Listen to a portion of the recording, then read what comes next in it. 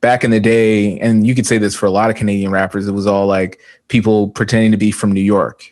You know, that was the thing. It's like everyone wanted to pretend they weren't Canadian. For me, it was always an advantage being from somewhere like Edmonton because there wasn't really a strong identity for it as a region in rap, you know? So I was like, okay, cool. I get to just make my own thing and do my own thing. It's episode 20 of Innersleeve here on SoundMojo, the podcast taking a deep dive behind the scenes look at all things music. Joe Pacheco, Frank Pavan joining me all the way from beautiful Quebec. What's up, guys? Nothing. Yeah. Nothing. Not breathing, not doing anything. Nothing is up. No, everything is up. No, nothing is up. I don't know. Just hanging out today. Well, I know that we've been making magic with the show, and fuck. That's true. That's what's up, Joe. That's what's up for you, Joe. Yeah, that's it, man. No, it's going really well. We're getting some great, fantastic artists on the show. I'm loving every minute of it. Yeah. And who do we got this week, Cassius? Well, speaking of fantastic artists, we were really happy to be joined by Cadence Weapon on this episode of the podcast. A really unique rapper that's in his own lane. He really seems to be very conscious of his surroundings and conscious of the message that he's putting out. That's one thing that I really liked about Cadence. What I like about him is his whole name is literally what he is, right? Like Cadence Weapon, right? Exactly. So it's like the cadence is his vibe, his style, his flow. And the message is his weapon, you know, and he's got a lot of good weapons that he's been using. I did not think of that, Joe. God, you're good, man. You're good. You're like a leprechaun with these, with a riddle here that I'm trying to put together. Yeah, I did not see that. I did not piece that together, but good on you. Cadence, like you said, really focused on what he wants to achieve. One talking point that I felt was very interesting between you and him was how sometimes artists don't always feel happy to, I don't know if happy is the right word, but don't feel maybe comfortable saying where they're actually based from or their hometown is from. They want to be associated with the big name cities like a New York, like Toronto here in Canada, maybe LA. And it you know, you guys are much more well in tune with the music scene than I am, but it's something that when seeing that question, I'm like, wow, does this happen more often than not? Like, do many artists just immediately want to associate themselves with a bigger city and let's say being from a smaller not so musically oriented city such as maybe Cadence and Edmonton? Who knows, the Edmonton scene isn't as big as some of the cities I named. Is that something that happens a lot, you think? Well, that's a good question. I mean, good point. You know, I think that a lot of the times people will wait for someone or something from their city to blow up so that they don't have to be the ambassador for that city. You look at Toronto as a great example. Ever since Drake and The Weeknd, now that's the place to be. But before them, it really wasn't. And perhaps people were more shy to say they were from Toronto before that. I mean, I don't know what you think, Joe.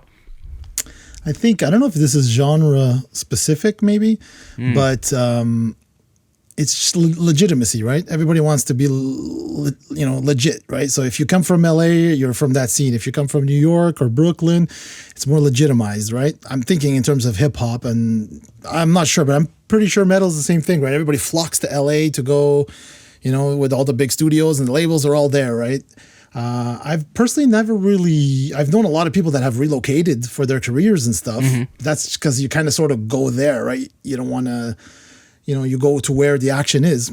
But I'm not sure if it's in rock, if bands are like that, or if in metal, I'm not sure. I think that's a good point. It makes me think, like, is that such a weight, like bearing down on some people, thinking that, like you said, Joe, just because they're from elsewhere, it delegitimizes them. If that's illegitimizes them, I don't know what the proper word is, but they both sounded right. They sounded good enough. I mean, for me, they both sounded good. I made 2 words up in 1 second. But yeah, just you always hear make the music speak for yourself, but yet I guess the location. Maybe it doesn't always, right? Maybe not. No, it's a good point. Frank, it's funny because you're making me think. I'm a big fan of this group, and many of our listeners who listen to hip hop will know these guys: Griselda, Benny the Butcher, Conway the Machine. Shout out West Side Gun.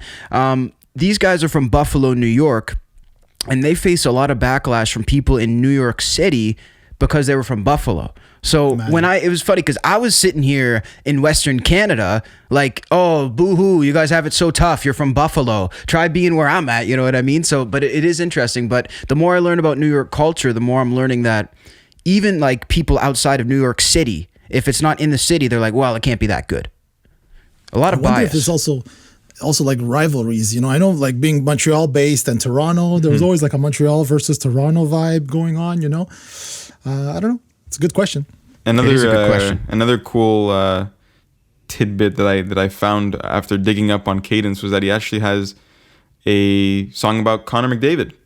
Yes. For those of you listening or watching who don't know him, he is basically at the moment the best hockey player on the planet in the NHL. Plays for the Edmonton Oilers, Cadence's hometown, Cassius's hometown, of course. So to see, like, I think that song like blew up because it was like attached to a highlight video of Connor McDavid. So it's got like hundreds of thousands of views. But it was good to see that. I don't know. I just found it cool because sometimes you don't think of artists making songs for athletes. I mean, you see those, you know, athlete names tied into songs, but a whole song dedicated to one athlete. Yeah, it was pretty cool. True. It is cool, yeah. and it sort of runs with the theme of what we were talking about waiting for someone or something to blow up to sort of help have the city on your back. Because, you know, thinking of Edmonton culture, I think Wayne Gretzky is the most established person or thing that's ever come out of our city until now with Connor McDavid. I mean, that's the talk of the entire NHL. So it makes it easier to then turn around and say, hey, I'm going to champion my city because of X, X, and X. So yeah, I think it's definitely cool to think about. And it's nice to see Edmonton getting some shine. I mean, it's weird. Like, whenever I turn on the NHL and I'm seeing like the shots of the city on TV, I'm like, oh, I'm not used to seeing this, you know? Mm-hmm. Sometimes I wonder about that. Like, if you're in New York and every movie you turn on is in New York City, it must be kind of weird, you know? Or video game. Right, video game or everything. Exactly. Like, people playing GTA 5 in LA, it must be kind of strange. Questioning it's some funny things. It's funny that both, you know, like, I don't know, I'm sure there's other exports from Edmonton, but like, are both hockey players, right? Like, exactly, right? That's the thing. One, and then that's so Canadian. Well, that's the thing about Canada that I've found is for a lot of Canada, like, we have our celebrities and our idols in the form of hockey players. And a lot of Canada's not looking for more. Like, a lot of them don't care about rappers, don't care about any of these people. So I think that's a sort of telling about what we care about here too. Very working class, sports oriented. So yeah, I'm looking forward to seeing more coming out of Alberta, actually, because there's a lot of aspiring rappers here, and I think they just are struggling to find their voice. So it's going to be really cool. But one who's not struggling is the one who was just on our show, Cadence Weapon. Everybody go check out all the links to Cadence in the description below, whether you're tuned in on YouTube or audio. And make sure to follow him. And, of course, click the subscribe button with the notification bell as well, wherever you're tuned in, so that you don't miss any of the SoundMojo Innersleeve content. So we'll be back after this interview and enjoy my conversation with Cadence Weapon. 1,000 like Kilo, master my sound Pino Palladino. Shut your block down right now like Nino. Say what I feel, keep it real like Lido. Montreal raid got me feeling like Gino. Fam get paid, got me feeling like Tito. Hit the target like Rico, cut the shit off, Vito. Sinner, sinner, sinner, sinner, sinner, sinner. Sinner, sinner, sinner, sinner, sinner, sinner.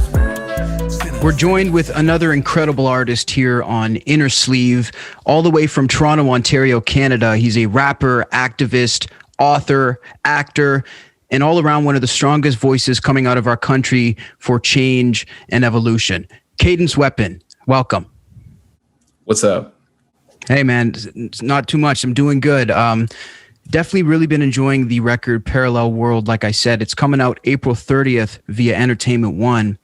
And obviously a lot of evolution in your career leading up to this point. So before we jump into current day, talk to us about how you got here. I know you were born in Edmonton, Alberta, which is actually where I was born. Hell yeah. Yeah. I'm originally from Edmonton. What side? Well, I grew up in Millwoods. Gotcha. Okay, so south. But south side. But then I've lived all over town. I lived in Glenora. I lived downtown. Obviously, I got the song Oliver Square, so I lived in that area. Like, I definitely rep hard for Millwoods, but I've got love for all sides. Definitely. Apparently, we can catch you with the black dog every once in a while. A little birdie might have told me that. That's very cool. You know, I find that a lot of rappers from Edmonton and from Alberta don't really shout out where they're from quite as much. Maybe it's starting more, but have you found that as well? Yeah, I've actually noticed a few artists who are more likely to say that they're from Edmonton nowadays, and hopefully I've made that easier for people. I think back in the day, and you could say this for a lot of Canadian rappers, it was all like people pretending to be from New York. That was the thing. It's like everyone wanted to pretend they weren't Canadian. And I never tried to do that. I was just always like, I want to be myself. And, for me, it was always an advantage being from somewhere like Edmonton because there wasn't really a strong identity for it as a region in rap, So I was like, okay, cool. I get to just make my own thing and do my own thing. It sort of left the canvas open for you to represent it the way that you saw fit rather than, a market like New York or like Toronto. It's so established that you almost are being painted with a brush at a certain point. Exactly. Yeah. I feel like I would have felt more pressure to conform to what was going on if I was making music in New York or Toronto at the time. Interesting. Alberta, for people who don't know, probably one of the more conservative areas in Canada, to say the least. Not necessarily the most musical city. I mean, we have a very strong music scene in Edmonton, but definitely not the biggest rap city. So what was it like for you coming up as a creative artist in that sort of environment?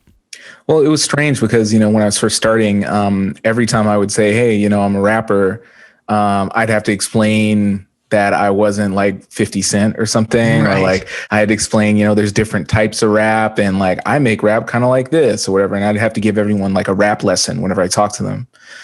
So that was like exhausting, But generally, I was affiliated with definitely the underground rap scene, but I was also really involved in what I would call kind of an experimental electronic scene that was like kind of like an indie electronic pop scene kind of thing. Well, this is bands like Shout Out Out Out and Divas and all these bands from like the early 2000s who were making really synthy music. And I really resonated with that because of the beats I was making, which were unlike anything that anybody else was doing at the time. So yeah, that was like the scene I kind of came up in, where I would like one night I'd be at a show at Starlight, in the basement venue, watching Nick from Shout Out DJ, and he's playing all this kind of weird electronic music. Then maybe the next night I'd be at the Black Dog in the basement and DJ NATO and Sonny Grimes and all these dudes are DJing and playing like hip hop, so that was kind of the cross section that I was in. Interesting. You mentioned how, you're very unique and, sort of having to draw parallels to, I do rap sort of like this style. But one thing I notice about you is in terms of your voice, it is so much you and it doesn't sound like other people, which is a very positive thing. So what was it like to navigate your voice? Was it harder? Was it easier? I feel like it's interesting. When I first came on the scene, people used to think that my voice was an impediment. Like it was why? Because I didn't sound like your average rapper. Right. There was nothing to compare it to. That's the thing with like a lot of coming up in Canada where, our music scene sometimes was not as evolved as America's or wasn't as diverse. Right. Yeah. So it's like if you don't have something to compare it to, then it must be not correct.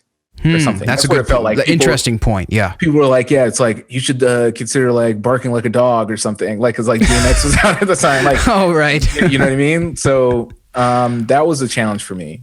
But now I see it as one of my greatest advantages, cause I feel like I have this way of speaking and rapping where it's like very chill. And it seems like maybe I've been criticized on my records for being like monotone or something, but really it's just like, that's just how I talk. And that's just, right. It's like, it's definitely a lot of meaning coming through, but yes. It's something I've kind of navigated. No one's ever asked me about that before, actually. Yeah, well, I really do find it interesting, because it leads to it, it lends to a more diverse listening experience and something that's a lot more new sounding, which I always think is good. You talk about the meaning that you like to impart. You've had a lot of activism in Canada with a number of different things. Some stuff in Toronto with Little Jamaica. You had it renamed due to the LRT and sort of some of the gentrification. Of course, the Edmonton Eskimos football team, you had a big hand in that being renamed. Why are these sorts of things important to you to do as an artist? Well, I think I really thought about this more last year, after the George Floyd protests. and seeing all different people online using their platforms to fundraise and, do different things that can make a positive impact, right? And I was thinking, it's like, I've got this huge platform.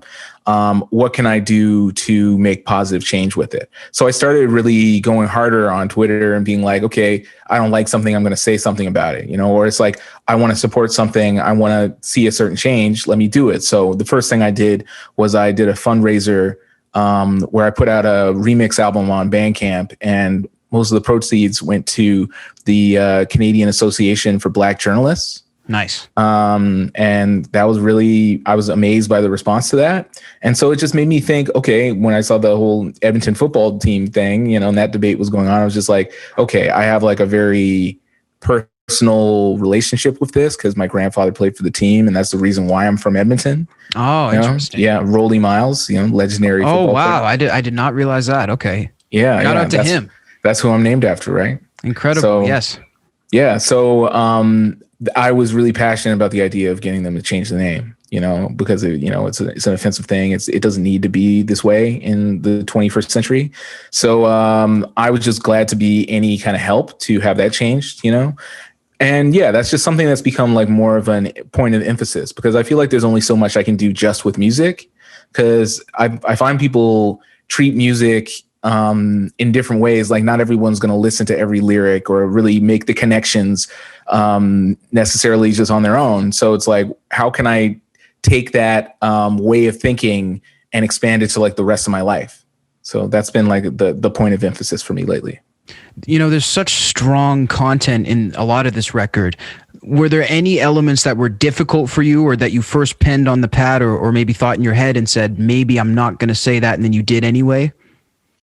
Not really, actually. That's the weird thing, is like, when I was making this record, it flowed out like water, like it was just very intuitive, and it felt like, I had a lot to get off my chest. Yeah. And there's some things like, there were some things that I say on the album that maybe I would have hesitated in the past and thought, oh, like, do I even really want to go there? But right. Like, every time I would have any kind of feeling like that, it meant I had to go harder. It made me like, okay, anything that feels like you're like, oh, this could be controversial. It's like, well, there's something important in that. If I'm having that, if that resonation is happening, right? For instance, like, I diss every level of politics on this album, including the Prime Minister. But it's just, I miss an era of music, where you had like Public Enemy or The Clash, or, where you could have a mix between like, you're making like funky music, you're making upbeat music, but there's a political background, and, there's some kind of socio-political meaning behind it. And I just wanted to bring that back, because these are artists who would take the leadership to account and really challenge the status quo and like go against what you've been told you're supposed to listen to. Nowadays we're in this kind of complacent era where artists aren't really expected to do that as much. I feel like just by me considering that more, I think it really makes my music stand out, like even more than it ever did. So I feel like it was a great decision to go in that direction. Yes, I agree. And that's why I ask about that hesitation, because, talking about, like the mayor of your city in Canada and then talking about the prime minister, a lot of people would be scared to do that, even if they did feel that way. So I think it's interesting that you went there, and I think it's good that you did also. And I think it's also, not everyone has the vocabulary to do it in a way that makes sense or whatever, it's easy to be like, yeah, I don't like the way that the mayor of Toronto is doing things. But you need to have the knowledge to back it up. And I do. Yes. So that's a fact. What's it like to be Black in Canada for you? Because, for me, I have quite a different perspective from a lot of people. I walk in most rooms, I'm too dark for the white people and I'm too white for the Black people. So that's just my perspective. What's it been like for you? Yeah, I mean, it's not too different for me. I feel like it's changed over the years. Like, I notice, in spaces, I used to be the only Black person, especially growing up in Edmonton. There were just so many experiences where I was everyone's definition of Blackness that I knew. Right. Yes. But, I found things have gotten more diverse. I feel like there's a better understanding just of Black culture in general. And I think, the kind of language around Blackness has gotten more mainstream. So that has been helpful, but there still is like, you know, I've had countless experiences, like, you know, when I lived in Montreal, being compared to, you know, people thinking I was Kate Renata, you know, like mistaking, I'm thinking I'm Kate Renata, thinking I'm, you know, Marcus Floats or like all these other Black artists. Like, listen, man, there's like 5 of us in this scene, and or saying that I look like Lunas.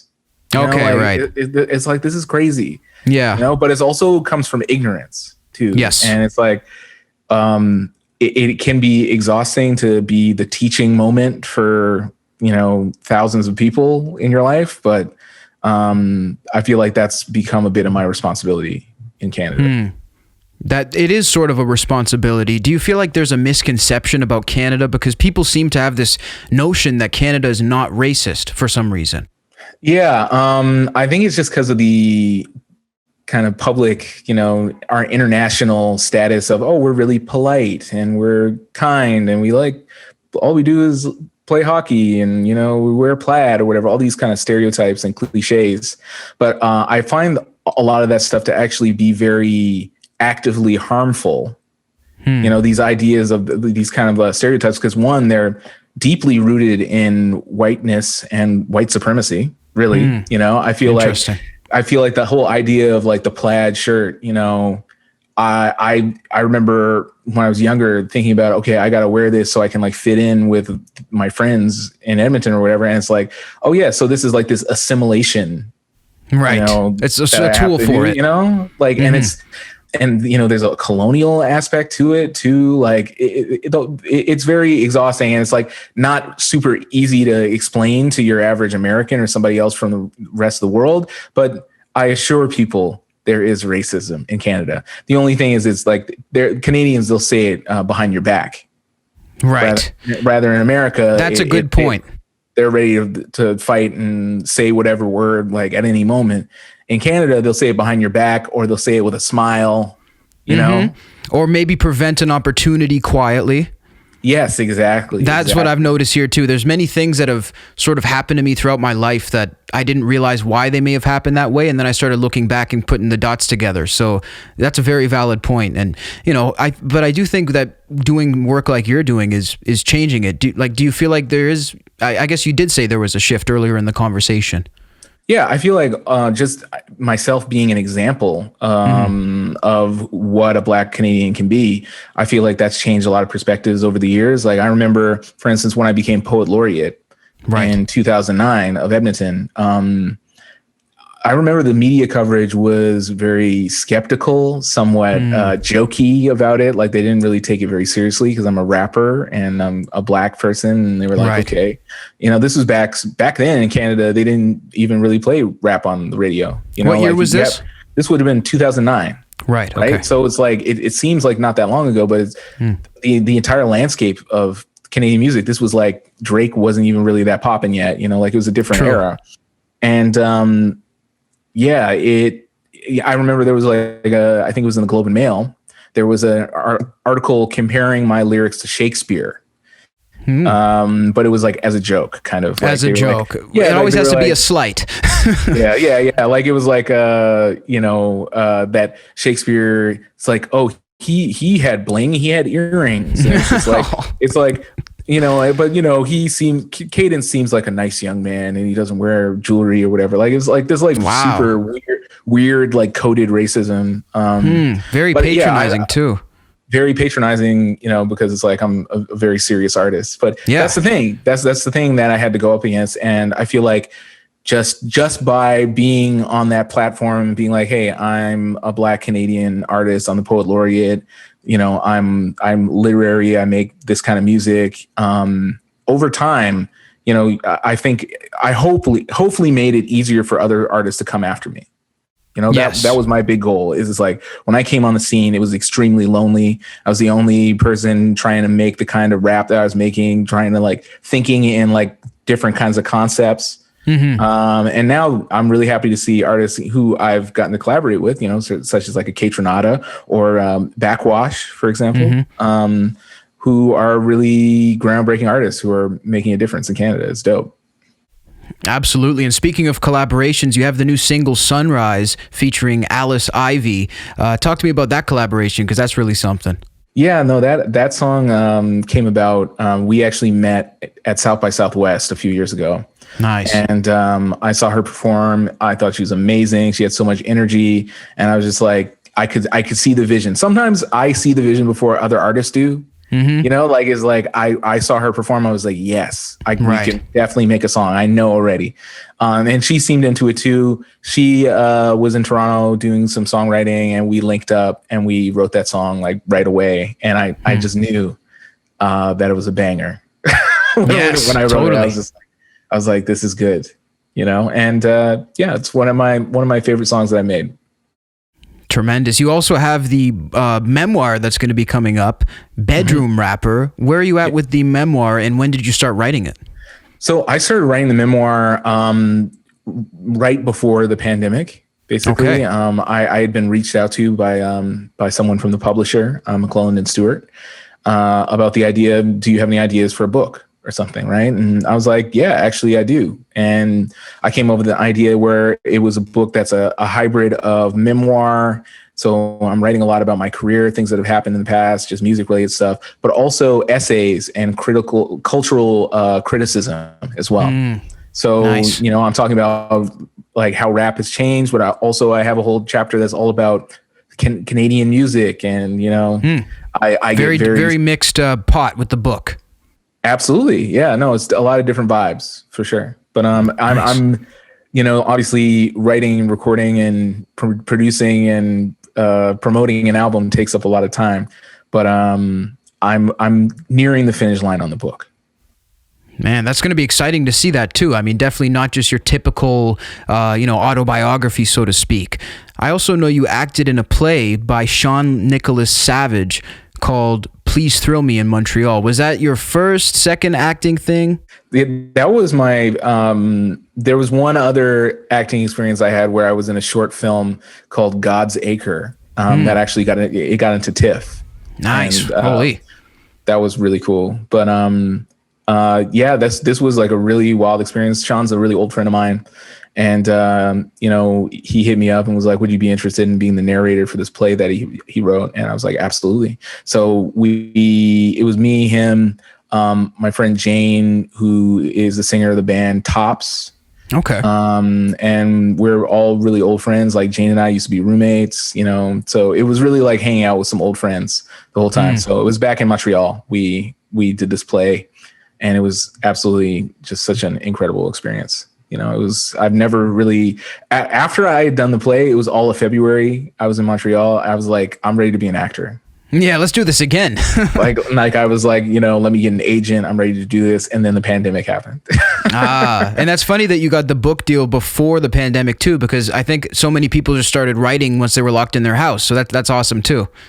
Yeah, no, it's funny how it worked out that way. Yeah. Exactly. You know, Cadence, this has been incredible. You know, quickly before we wrap up, I just want to know, you know, you're in Toronto and you're making a name for yourself still out there. What are your thoughts on the current music scene and the way that it's evolved and become so popularized throughout the world?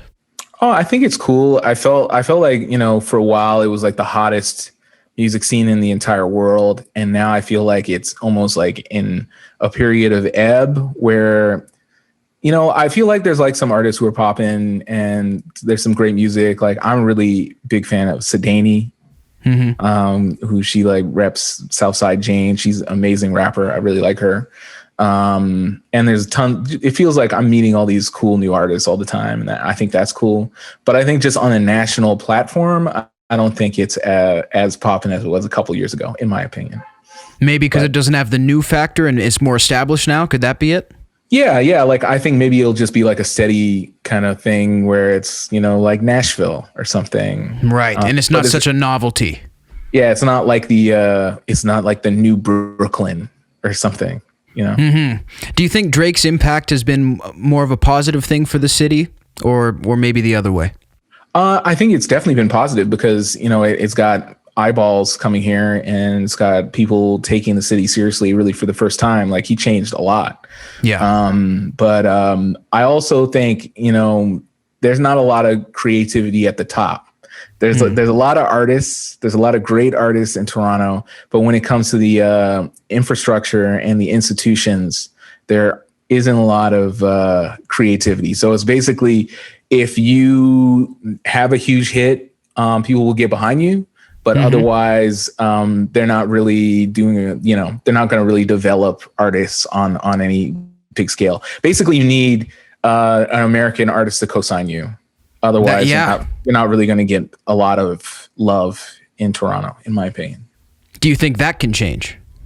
I hope so. Hey, it's 2021. A lot of time has gone by since Drake first came on the scene. Definitely. So I'm looking forward to the next thing. And what is the thing you're looking forward to the most when things open up? Is there a specific show or festival you'd love to hit? I'm more thinking about going back to England. England? What's in England? My girlfriend's family is out there, and I like to go to London. It's like my inspiration station. I go there and I get a lot of ideas and vibes, and I like to record out there. So I'm really looking forward to that. But yeah, definitely I need to play some shows. Like, it feels so distant to me in my mind now, but right. I know when it happens, it's going to be very emotional. Yeah, it probably will be. I think I put this on Twitter one day or something, but I was saying it won't be just concerts. It'll be like a celebration when shows come back, because it'll be, I think, emotional for everybody involved. So definitely really exciting. Yeah, I mean, that was partly why I wanted to, that I went so hard on making an album now, and I didn't wait to release it after or anything. Like, I was just like, listen, I want to make music that, people can really do deep listening to. And I feel like this is a good environment where people can just chill and like focus on an album. Yeah. But then I'm also looking forward to, some of the beats are super big, and I would love to hear them on a big sound system. That'd be really cool too. Definitely. Cadence Weapon, the album is called Parallel World, is coming out April 30th via Entertainment One. Go follow Cadence on Spotify, everywhere music can be found, and of course social media. It's all in the description below. Cadence, thank you so much for your time. Thanks a lot, man. This was great. Thank God I made it home today. If I walked another block, might have gotten blown away. I don't think I'd be surprised. These things happen every day. Nowadays, eye for an eye. I don't know just what to say. Yeah, don't see eye to eye. No, we don't see eye to eye. Yeah, don't see eye to eye. No, we don't see eye to eye. Yeah, don't see eye to eye. Huge shout out to Cadence Weapon for sharing his time with us. I really had a good time chatting with him. Yeah, it was really interesting. Not being a huge hip hop rap kind of connoisseur myself, right? Right. What I did take away and what I loved about his stuff is that take away from his cadence, pun intended, his words and all that, but like his music. I love the fact that it's not the traditional trap beats that we've been hearing for the last 10 years. Very more electronica, right? Yeah. Like his choice of instrumentation, there's distortion. You've got like lo-fi sort of hip hop vibes, a song like Senna. I really like that one a lot. Yeah. So it's like you got this crazy like distorted sub bass that's just going throughout the whole song, and a little arpeggiated synth on top, which keeps your ear candy always like, oh wow, that's cool, And I find like, like even like Sunrise, I put down that has a lo-fi party vibe, There's like that lo-fi hip hop, a lot of tape samples, a lot of like vintage kind of stuff. I find he sounds more European in terms of hip hop rap, the instrumentation, not his voice. His voice. No, that's actually an interesting point for sure. Like it's more along the lines of very hip hop oriented house electronic sort of stuff. Yeah. Yeah, very I listened to a lot of like trip hop in the 90s and the early 2000s, and there's a lot of rappers that were there, it lends itself to some drum and bass. It lends itself some garage kind of stuff, right? Some dubstep stuff, So it's like, it was interesting. It was like, there's something else to listen to as well in the background, I wonder if that, like that low, those very like lower beat, lower decibel sounds that he incorporates into his music ties in, Cassius, to what he was talking about when people call him monotonous. You know what? Remember that? And I don't know if that's the music that contributes to it. I don't find he is in his music, but you think that could have been maybe part of it at least? If you tie the lower sounding music to his deeper voice, maybe that's what contributes to it even more. Maybe. No, I could see that for sure. I don't find that's the case though. The thing is, like, I know that Toronto sort of Noah Shebib, which is like Dre's producer or one of Dre's producers. Like he's been coined, like known to be the guy who started like what they call the underwater sound. So you notice Drake's guy for OVO. Yeah, right, like, right. Noah Shebib, right? So right. 40. They call him 40. And yes. So he's known to have come up with that whole, lo-fi sort of underwater sound where stuff isn't as bright, So it's like a little bit more muffled, a little bit softer sounding. So I mean, obviously, it sort of lends to that a little bit. That's it, I could hear that for sure. What's cool is maybe we'll have a Canadian sound, right? With that whole lo-fi sort of underwater thing, we have the Canadian. Oh, we are, absolutely. I mean, 40, I mean, shout out to him because he's one of the biggest, when you look at an artist like Drake, I think that the people around him deserve equal credit to him because totally. It's such an operation. And the thing with him is that I think Drake said he wants all of his songs to sound like you're driving through Toronto at night. So it's a lo-fi, muffled, underwater, sort of all of those vibes. So you're right, Joe. I think we really are starting to have a sound because when you go on YouTube and I'm doing my little freestyle raps and I'm looking for a Drake type beat, but really that's a 40 type beat. Yeah, and it's interesting that you said about like the team around it, especially I think in hip hop. But I mean, where like the rappers known to rap, not many. I don't know if there's many that produce themselves as well. Like maybe he does, right? Like Rouger does, right? They produce their own beats and stuff. But there's the whole community of beats outside where guys just produce beats, and these guys pick beats all day long. Like I like this one, and they rap over it, and there's a song, right? So exactly, you do have a whole team around to make that thing really pop and shine. Especially with the lyrics too, which is an interesting thing. Like I don't take anything away from Drake for not writing all of his own songs, but that being said, the people who are writing them definitely deserve the credit. It's kind of like I really think he's the first person in rap that they've ever done this with. Like, you look at an artist like Taylor Swift, there's a team of people in a room writing her songs, and that's to be expected, but I'm not sure that's ever happened with a rapper. So I could go all day about Drake because, I'm a big fan, but definitely very cool. Something that I did want to bring up, and I wanted to get you guys' thoughts on this, Frank and Joe, because it's a weird topic, and a lot of people are emotionally attached to this topic. So Paul Stanley of Kiss has just come out, and for people who don't know, the founding original two members, Peter Criss and Ace Frehley, the Spaceman and the Catman, they were removed from the band in the 70s. So a lot of people are upset about that. They don't think it's of pure intentions, and a lot of people wanted Ace and Peter back. The band has vehemently said Peter and Ace will never come back until now. So here's this quote from Paul Stanley when he was on the Inside with Paulo Barone show. He says, "Anything is possible. I don't rule anything out. I have to say that we wouldn't be here today if it wasn't for our past. If Peter and Ace hadn't been there at the beginning, we wouldn't be here today. But I will also say if Peter and Ace had stayed with the band, we wouldn't be here today." That's sort of scathing from Paul. It's duality, man. That's life for you, right? Like you can't have one without the other kind of thing. True. So, but I mean, I grew up with Kiss early on. I didn't know what they looked like until I was later on in life and all that stuff. So I was a fan as a kid growing up. You got influenced on all that. I'm kind of on the fence in the sense that it would bother me, I guess, if I'd go see a show and I knew that that's someone else kind of thing. But at the same time, I don't get hung up on these things, but I get it. Like Ace Frehley's, right, he's an original guitar player. So I understand why people are on the fence. What I find interesting is that until you brought this up, I never really thought about that. I thought like when these guys pass away, it's over. Right. But this could be a way for that Kiss can live on. Well, that's one of the things they're looking at too, and that's why I bring it up. So that's bigger the thing. than the sum of its parts, basically, right? Do you think that, Frank, like for a band like Kiss, because a lot of people can compare it to Superman or Batman. They say every year we have a Batman movie and it's played by a different guy because that's the character. But other people say Michael Keaton is Batman or Christian Bale is Batman. I mean, I think it's kind of different, though. I feel like movies, like, they're kind of one-off things, but a band lives together for years. I don't know. I would say that what Joe said about it, this is an attempt at, like, increasing their lasting... Exactly. Yeah, immortality, reaching immortality. Yeah. I still feel like I wouldn't be as attached. Right. Because if you look at a band like Yes, prog rock rockers from the 70s, there's only one guy that's never left the band. Right. They've had everybody come and gone, drummers, bass players, guitar players, and then Chris Squire being the original and only bass player, and now he passed away, so I'm assuming if they're going to continue, they're going to replace him with someone. But see, it's weird how some bands have a revolving door and others like it's the fans are crazy and it's like don't mess around with it, you know? Okay, yeah, fair enough. It's very strange. Another thing to think of, let's say, and see, I'm showing how out of tune I am with some of today's culture with my dated reference here.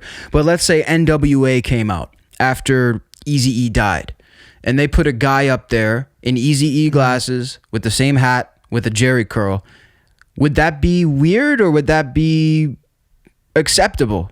That's a good question. You know, like man. it's such a strange thing. And so it makes me wonder, like we talked earlier about the city thing. Could it be specific to a genre? Could this too? Yeah, well, because I think maybe like hip hop, the way I perceive it, and I'm sure like a lot of other people do as well, it's really Eazy-E's words. It's not like, like whatever song lyric there may be. These are like, this is like he would have worn it as a tattoo on his body, right? Like what he's saying. So maybe it's a bit different with hip hop, where it's like, it's not like, party all night long where it's like, it's just the lyrics, right? Whatever. So that's interesting. It's true. And you mentioned about it being different with hip hop, and it is. One of the biggest changes that have ever happened in rock and metal was, of course, ACDC. We'd be amiss not to mention. Of course, when Bon Scott died, Brian Johnson came in. Do you have any memory of that, Joe? Like when that actually happened, or?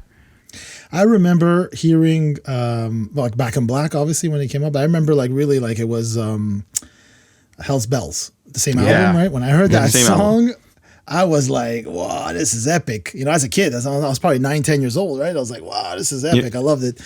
To be honest, at that time, I didn't even know there was a different singer, right? Like I was so young. It sounded very similar. Like how do you find...